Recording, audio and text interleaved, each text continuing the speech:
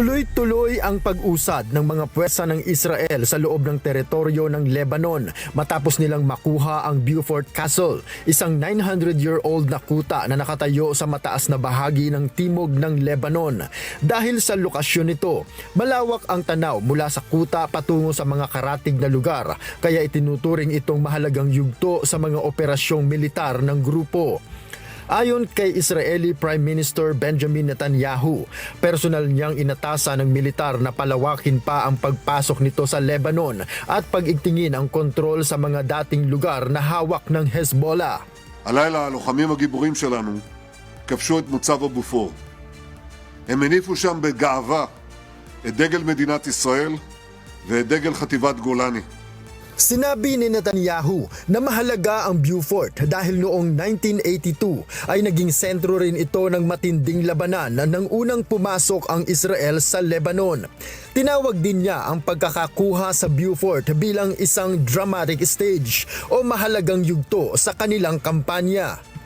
וכיבוש הבופור הוא שלב דרמטי, הוא שינוי דרמטי במדיניות שאנחנו מובילים.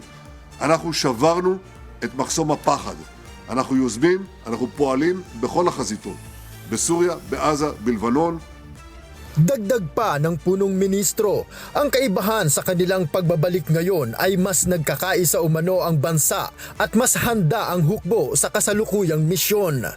היום חזרנו לבופור אחרת.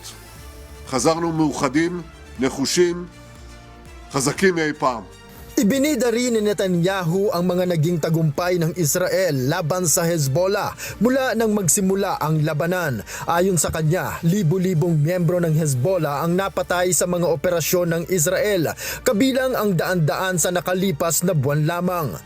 Pagkatapos masakop ang Beaufort, tumawid na rin ang IDF sa Litani River at nakakuha ng mga matataas na posisyon sa lugar. אני הנחיתי את צה"ל להרחיב את התמרון בלבנון.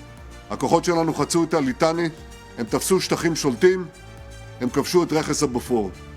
ועכשיו ההנחיה שלי היא להעמיק ולהרחיב את האחיזה שלנו במקומות שהיו בתפיסת חיזבאללה. Samantala, sinabi ni Israeli Defense Minister na si Israel Katz na mananatili sa ilalim ng kontrol ng kanilang hukbo ang kuta bilang bahagi ng isang security zone na layong protektahan ang mga komunidad sa hangganan.